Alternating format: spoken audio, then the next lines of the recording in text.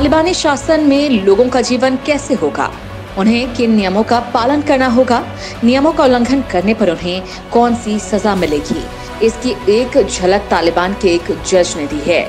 38 साल के तालिबानी जज गुल रहीम ने मध्य अफगानिस्तान में अपने तालिबान नियंत्रित जिलों में बनाए गए नए नियमों के बारे में बताया है, जिसमें कहा गया है कि चोरों के हाथ और पैर काट दिए जाएंगे, महिलाओं के घर से अकेले बाहर निकलने पर पाबंदी लगा दी गई है, समलैंगिकता अपराध है और पकड़े जाने पर पुरुषों को ऊंची दीवार से नीचे गिराकर मारा जाएगा।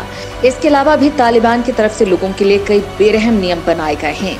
आइए उन नियमों के बारे में जानते हैं। तालिबान के खौफनाक नियम। तालिबान के 38 साल के जज गुल रहीम ने कहा कि उनका उद्देश्य पूरे अफगानिस्तान के अंदर शरिया कानून लागू करना है। उन्होंने कहा कि अमेरिकी सेना के देश से निकलने के बाद हमारा पहला लक्ष्य पूरे अफगानिस्तान पर कब्जा करना है और फिर पूरे देश में सख्त शरिया कानून लागू करना है। उन्होंने कहा कि शरिया कानून लागू करने का लक्ष्य हमारा हमेशा से था और रहेगा। तालिबान का दावा है कि उन्होंने पहले ही अफगानिस्तान के 80% से ज्यादा हिस्से पर कब्जा कर लिया है, क्योंकि नाटो ने देश से अपनी सेना वापस बुला ली है। वहीं अफगान सेना तालिबानियों को रोकने की कोशिश में है, तो आम लोग शरिया कानून के बारे में सोचकर ही खौफ में हैं। जर्मन न्यूज़पेपर को दिया इंटरव्यू। तालिबान के 38 साल के इस्लामिक जज गुल रहीम ने जर्मनी के एक न्यूज़पेपर को दिए इंटरव्यू में अफगानिस्तान में शरिया कानून सख्ती से लागू करने की बात कही है कि अभी कुछ दिन पहले एक शख्स एक घर में चोरी करते हुए पाया गया था और हमने शरिया कानून के तहत उसके हाथ काटने के आदेश दिए और अब उसके हाथ काट दिए गए हैं। वहीं अपने एक और फैसले का जिक्र करते हुए तालिबानी जज गुल रहीम ने कहा कि कुछ दिन पहले एक गैंग पकड़ा गया था जिसका काम अपहरण और तस्करी करना था। मैंने उन सभी लोगों को फांसी पर लटकाने का हुक्म दिया और सभी लोगों को फांसी दे दी गई। तालिबानी जज ने कहा कि ये तय करता है कि किस शख्स ने क्या अपराध किया है, उसके आधार पर हम फैसला सुनाते हैं।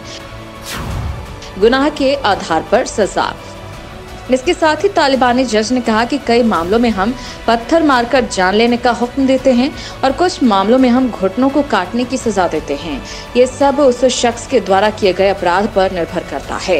ये पूछे जाने पर कि एक गे आदमी को तालिबान कौन सी सजा देगा, जवाब में तालिबानी जज ने कहा कि गे लोगों के लिए हमारे पास दो ऑप्शन हैं। पहला ये कि या तो उसे पत्थरों से मारते हुए मार दिया जाए या फिर दूसरा ऑप्शन ये है कि उसके ऊपर दीवार गिरा दी जाए जिससे उसकी मौत हो जाए।